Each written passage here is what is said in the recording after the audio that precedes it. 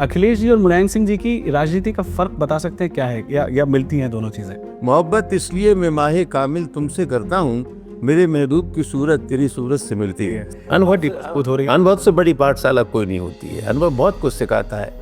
PDA का concept की ये शुरुआत कहाँ से हुई, इसकी पैदाइश कैसे हुई, ये फॉर्मूला क्या है जरा सा? जो हिंदुस्तान में उपेक्षित लोग हैं, जिनका हक मारा गया है, उसका नाम पीडीए। ऐसा मुझे लगता है कि आज जो दलित राजनीति है उसमें एक वैक्यूम है, लेकिन आप जानते हैं वैक्यूम तो भरा ही जाना है, और भरा जाएगा उन चीज़ों से जब ये भरोसा हो जाएगा, विश्वास हो जाएगा साहब कि कोई नहीं, आप ही हमारे हैं, तो मैं समझता हूँ वो वर्ग समाजवादी पार्टी के साथ जुड़ जाएगा। हमारा यही विनम्र प्रयास है। आजम खान साहब के साथ आपके किस तरह के रिश्ते रहे, और आज समाजवादी पार्टी उनके लिए आखिर कर क्या रही है? समाजवादी पार्टी हर समय आजम खान साहब के साथ है, बेपनाह उनसे मोहब्बत करती है, उनके हर कदम के साथ समाजवादी पार्टी खड़ी है। पूरा समाजवादी पार्टी का नेतृत्व आजम खान साहब के साथ खड़ा है। 50,000 रुपए में पोस्टमार्टम की रिपोर्ट बदली जा रही थी, पुलिस ने उसका खुलासा किया। हाँ, निश्चित रूप से कह सकता 90% पोस्टमार्टम रिपोर्टें बदली जाती है।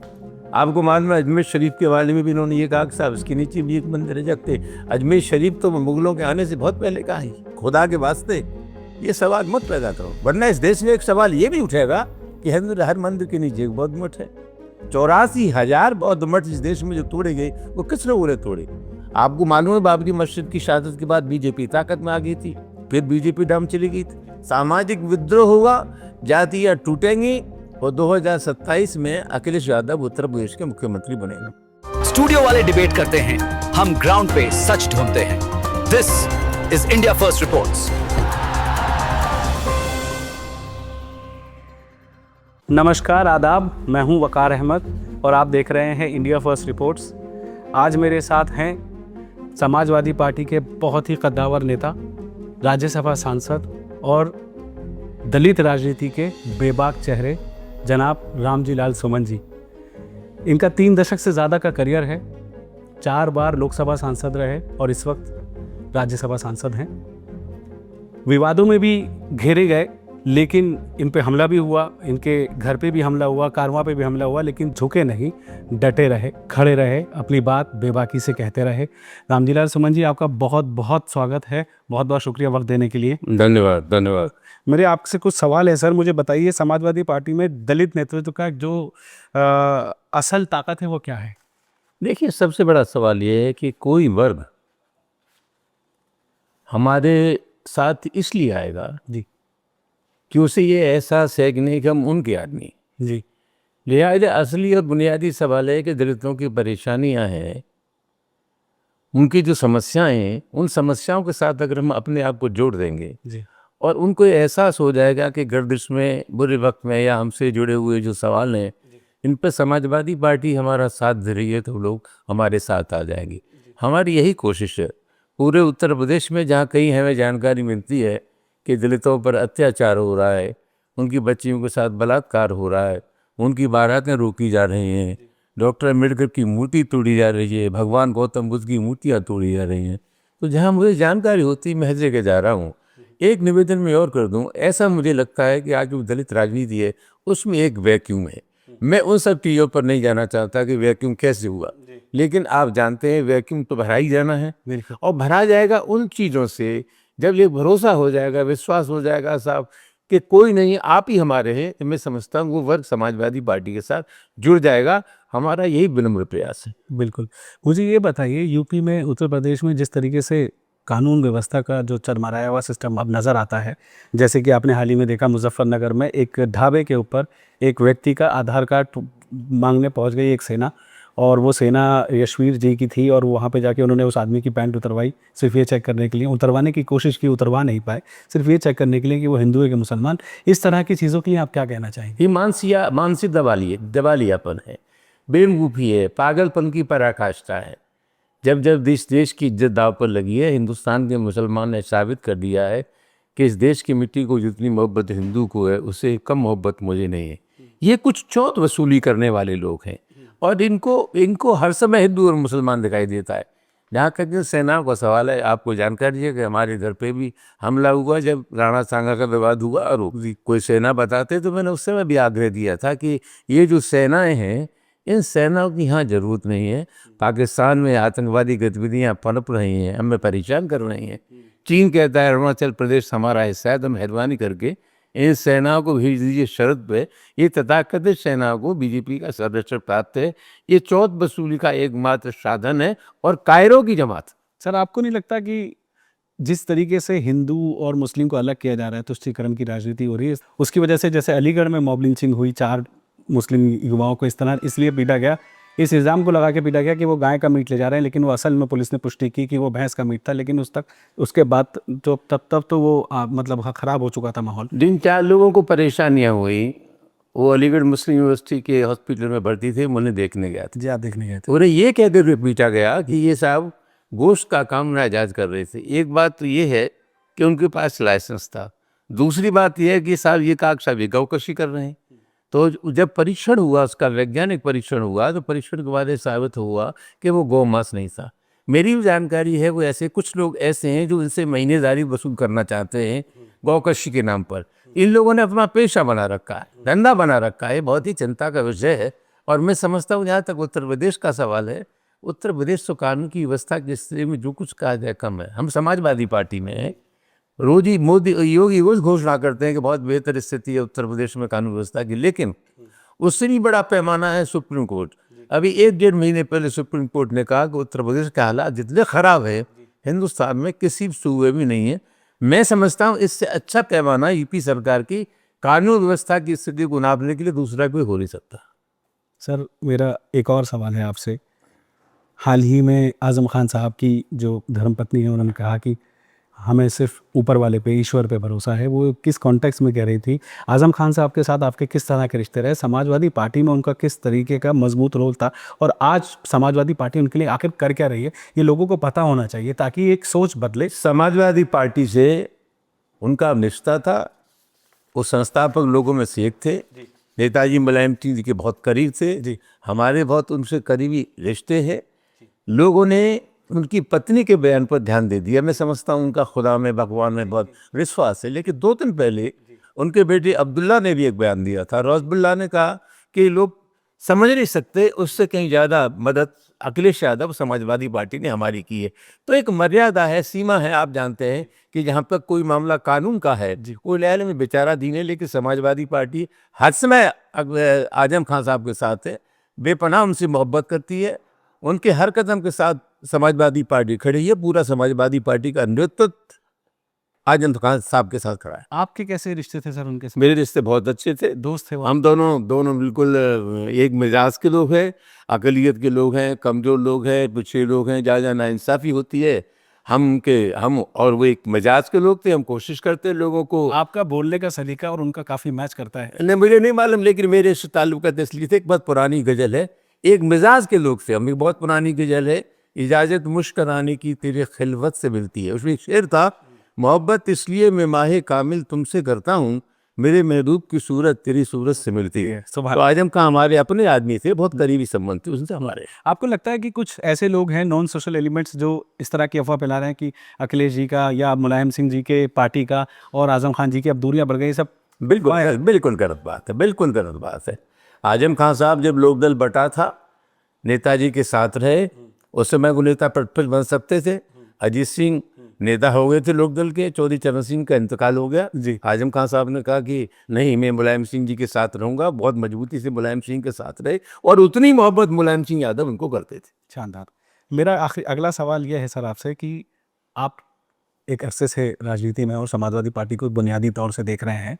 मुलायम जी के साथ आपका बहुत करीबी ताल्लुकात रहे, इसी तरह से अखिलेश जी के साथ। अखिलेश जी और मुलायम सिंह जी की राजनीति का फ़र्क बता सकते हैं क्या है, या मिलती हैं दोनों चीज़ें? नहीं, जहाँ तक अखिलेश जी का सवाल है, मैं समझता हूँ जिंदगी में नेताजी ने जो अच्छे काम किए उनमें एक अच्छा काम ये मानता हूँ कि उन्होंने अपने जीते ही अखिलेश यादव जी को स्थापित कर दिया जी। हिंदुस्तान की सियासत में अखिलेश यादव अब देश के बड़े नेता हैं।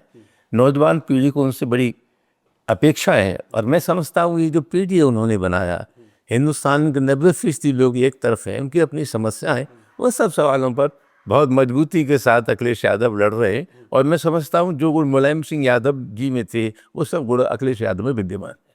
और जो चीज़ें छूट गई मुलायम सिंह जी की तरफ से, अब जो उनका इंतकाल हुआ उसके बाद से, आपको लगता है कि वो चीज़ें कवर हो रही हैं, मजबूत हो रही हैं? अनुभव से बड़ी पाठशाला कोई नहीं होती है। अनुभव बहुत कुछ सिखाता है, कागजों से, अखबारों से, पढ़ने से, किताबों से हमें वो ज्ञान नहीं मिलता, तो अनुभव हमें सिखाता है। और मैं समझता हूँ निश्चित रूप से उनका रोज अनुभव बढ़ रहा है, और शेष कहीं अगर कमियाँ हैं तो निश्चित रूप से अगले अदबी से पूरा कर लेंगे। सुमन जी, पीडीए का कॉन्सेप्ट की ये शुरुआत कहाँ से हुई, इसकी पैदाइश कैसे हुई, ये फॉर्मूला क्या है, जरा समझाएंगे? देखिए, फॉर्मूला कुछ नहीं है। हिंदुस्तान के अधिकांश लोग उपेक्षित है। अभी आप देख रहे हैं पूरे देश में एक तांडव है, जाति के नाम पर, मजहब के नाम पर लोगों के साथ अन्याय हो रहा है। कई कथा वाचन के नाम पर लोगों के सर मुड़ाए जा रहे हैं। मैंने कहा कि कोई व्यक्ति किस जाति का, ये महत्वपूर्ण नहीं है। महत्वपूर्ण ये है कि अगर उसने कथा वाचन सीख लिया, वेद और पुराण पढ़ लिए, तो उसके हक को कौन मार सकता है? पढ़ सकता है। जाति के नाम पर तराह हो रहा है पूरे देश में। अभी उज्जैन में बीजेपी का एक विधायक था, उसको मंदिर में नहीं घुसने दिया। नेता प्रतिपक्ष है राजस्थान के, उनको मंदिर में नहीं घुसने दिया। अखिलेश यादव जी ने जब अपना घर छोड़ा तो उनको गंगा जी से धुलवा गया। तो लड़ाई एक जहनियत के खिलाफ है, मिजाज के खिलाफ है, मानसिकता के खिलाफ है। जो हिंदुस्तान में उपेक्षित लोग हैं, जिनका हक मारा गया है, उसका नाम पीडीए, और हम उसको मजबूती देना चाहते, उनके हकों की लड़ाई लड़ना चाहते, यही पीडीए। वो लोग जिन लोगों को पीडीए का मकसद समझ नहीं आया हो, तो आप सुमन जी को सुनिए और इस चीज़ को समझिए कि पीडीए आखिर कॉन्सेप्ट क्या है, ये क्लियर आप लोगों के दिमाग में होना चाहिए, ताकि तभी आपको समझ आएगा कि समाजवादी पार्टी पीडीए के कॉन्सेप्ट से कहना क्या चाहती है। आपका बहुत बहुत शुक्रिया। अगला सवाल मेरा ये है सर कि उत्तर प्रदेश की कानून व्यवस्था, योगी जी तो कह रहे हैं कि बहुत शानदार है, बहुत बढ़िया है, मतलब हर वक्त ऑपरेशन लंगड़ा चल रहा है, किसी को लंगड़ा कर रहा है, किसी को गूंगा कर रहा है, किसी को मार रहा है।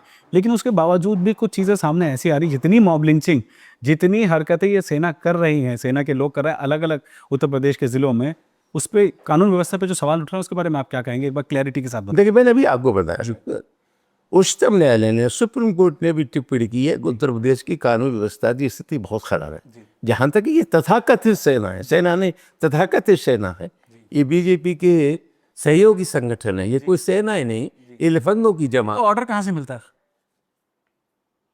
भारतीय जनता पार्टी ओर से। ये सेना है नहीं है, ये लफंगों की जमात है, अपराधियों की जमात है जी। ये ऐसे लोग हैं जो चोट वसूली करते हैं किसी न किसी शक्ल में। 2014 से पहले तक तो इस तरह की कोई भी हरकत हिंदुस्तान में देखी नहीं गई। अमूमन मैं 99% ये बात एक राजनीतिक कार्यकर्ता होने के नाते मैं ऐसा मानता हूँ कि हुकूमत में बैठे लोगों का जो मिजाज होता है, समाज की सब शक्तियाँ उसी के हिसाब से संचालित होती है। अपराधी लोगों को ऐसा लगने लगा है कि उत्तर प्रदेश में उनके मिजाज की सरकार है, इसलिए बराबर ये घटना हो रही है। कोई नहीं सर, अब मेरा अगला सवाल उत्तर प्रदेश के संभल से है।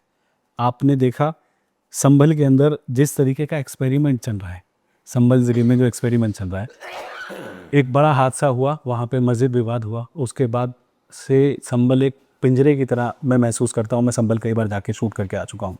ऐसा लगता है कि वहाँ के लोग एक पिंजरे में हैं, जहाँ पे डीएम उसके मॉनिटर हैं और वहाँ के एसपी जो हैं उनके क्लास टीचर हैं, या जो भी कह लीजिए। जुम्मे की नमाज़ होती है तो भी पुलिस की निगरानी में होती है, अलम निकाले जाते हैं तो भी निगरानी। देखिए ये सवाल जो है, भारतीय जनता पार्टी के लोग जानबूझ करके समस्याओं से ध्यान हटाने के लिए हिंदू मुस्लिम कर रहे हैं। जी। हर मस्जिद के नीचे एक मंदिर है। आपको मालूम है अजमेर शरीफ के बारे में भी इन्होंने ये कहा कि साहब इसके नीचे भी एक मंदिर है। जबकि अजमेर शरीफ तो मुगलों के आने से बहुत पहले का ही। कुल मिलाकर के बात यह है कि सामाजिक तनाव पैदा करना चाहते हैं। मैं आपसे पूछना चाहता हूँ कि 1991 में जब संसद ने कानून बना दिया कि भाई जहाँ मस्जिद है 15 अगस्त 1947 से पहले वहाँ मंदिर रहेगा, जहाँ मस्जिद है वहाँ मस्जिद रहेगी जी, तो फिर काय का विवाद है। और मैं इनसे हाथ जोड़ के प्रार्थना करना चाहूँगा, खुदा के वास्ते ये सवाल मत पैदा करो, वरना इस देश में एक सवाल ये भी उठेगा कि हर मंदिर के नीचे एक बौद्ध मठ है। 84,000 बौद्ध मठ इस देश में जो तोड़े गए वो किसने बोले तोड़े। इसलिए बड़े मुद्दों को मत उठाइए, वरना कुछ लोगों को बहुत मुश्किल हो जाएगी। किसी भी कीमत पर हिंदुस्तान में मुसलमानों के और हिंदुओं के जो संबंध हैं वो खराब करने की जो कोशिश हो रही है वो नहीं होनी चाहिए। इस देश की मिट्टी पर दोनों का बराबर का अधिकार है। राष्ट्रीय आंदोलन से लेकर अब तक हिंदुस्तान के मुसलमान ने हर बार साबित किया है कि हम देश के साथ हैं, देश की मिट्टी के साथ हैं। और जहाँ तक राष्ट्रभक्ति का सवाल है, कौन है जो ये सर्टिफिकेट बांट रहा है? हम देश के हैं, देश हमारा है जी, और देश से हमें मोहब्बत है। ये सर्टिफिकेट वो बांट रहे हैं जिन्होंने आज़ादी की लड़ाई में अंग्रेजों को साथ दिया, जो गुलाम थे वो आज हमारे लिए सर्टिफिकेट बांट रहे हैं। ये किसी भी कीमत पर न्याय संगत नहीं है और न देश की सेहत के लिए ठीक है। सर संभल में एक एमएलए हैं इकबाल महमूद साहब के बेटे, उनका भी नाम था इस इंक्वायरी में जो पुलिस कर रही है हिंसा के मामले में, और ज़ियाउर रहमान बर्क, दोनों को। तो उनको महमूद साहब के बेटे को तो क्लीन चिट दे दी, लेकिन ज़ियाउर रहमान साहब भी मैं सिर्फ एक मोटी बात कर सकता हूँ। साजिशन हिंदू मुसलमान रिश्तों को खराब करने के लिए मुद्दे उठाए जा रहे हैं। खुदा के वास्ते ये काम बंद होना चाहिए। सवाल एक व्यक्ति का नहीं है, ये तो मिजाज का सवाल है, मानसिकता का सवाल है। और कुल मिलाकर के इसमें जो शामिल लोग किए जा रहे हैं वो बेगुनाह शामिल किए जा रहे हैं। ये खबर आपको और पता चली है सर, संभल में ही उत्तर प्रदेश के 50,000 रुपये में पोस्टमार्टम की रिपोर्ट बदली जा रही थी। पुलिस ने उसका खुलासा किया, मैंने उस पर एक रिपोर्ट भी की, बहुत डिटेल रिपोर्ट है उसमें। आप ये सोच के देखिए, मेरा सवाल है प्रशासन से कि आज जाके वो 50,000 रुपये वाला बंदा पकड़ा गया और तकरीबन 35 डॉक्टरों की इंक्वायरी उसमें चल रही है। इससे पहले कितने लोगों को नाइंसाफ़ी का सामना करना। ये तो अच्छा हुआ कि वो बंदा पकड़ा गया जी, वरना इस प्रकार की घटनाएं रोज होती हैं। मन मुताबिक पोस्टमार्टम रिपोर्ट कराना, और जहाँ प्रशासन एक पार्टी होता है, हाँ, निश्चित रूप से कह सकता 90% पोस्टमार्टम रिपोर्टें बदली जाती है। सोचिए कि सर कितने लोगों को इंसाफ से वंचित रहेगा, किनके कौन पेपरों में ही हार गए। चिंता का विषय है, चिंता का कानून व्यवस्था है। मैं आपकी चिंता के साथ अपने को जोड़ता हूँ, ये नहीं होना चाहिए। लेकिन कुछ लोग जो सरकार में बैठे हैं उन्होंने ठेका ले लिया है गलत काम करने का, तो क्या किया जा सकता है। आपका बहुत बहुत शुक्रिया। मेरा आखिरी सवाल है आपसे, क्या लगता है उत्तर प्रदेश में इस बार सपा का झंडा लहराएगा? निश्चित रूप से। देखिए, शाम तक सवाल है, अतिवाद चाहे जाति के नाम पर हो या धर्म के नाम पर, अतिवाद की उम्र लंबी नहीं होती। अंतोगत्वा इस देश में मध्यम मार्ग ही चलेगा। अतिवाद जाति के नाम पर ये हिंदुस्तान की सियासत में बहुत पहले हो चुका है, नया अनुभव नहीं है। आपको मालूम है, बाबरी मस्जिद की शहादत के बाद बीजेपी ताकत में आ गई थी, फिर बीजेपी डाउन चली गई थी। तो मैं समझता हूँ जो अतिवाद का दौर था मजहब के नाम पर, वो समाप्त हो गया। आखिर में हमारी ज़िंदगी से जुड़े हुए जो सवाल हैं, भूख है, प्यास है, बेबसी है, लाचारी है, गरीबी है, गुर्बत है, वो मुद्दे जो राजनीति के मुद्दे होते थे, उन पर कोई चर्चा नहीं है। गरीब आदमी परेशान है, सामाजिक विद्रोह होगा, जातियाँ टूटेंगी, और 2027 में अखिलेश यादव उत्तर प्रदेश के मुख्यमंत्री बनेंगे। आपका बहुत बहुत शुक्रिया। बहुत बहुत शुक्रिया। तो ये थे रामजी लाल सुमन जी, एक बेबाक इंसान जो ज़बान खोले तो सच उगले, उसके अलावा कुछ और पॉसिबल नहीं है। आप देख रहे थे इंडिया फर्स्ट रिपोर्ट्स। कैमरे पर है मेरे साथ मोहम्मद इकबाल, मैं हूं वकार अहमद। नमस्कार। स्टूडियो वाले डिबेट करते हैं, हम ग्राउंड पे सच ढूंढते हैं। This is India first reports.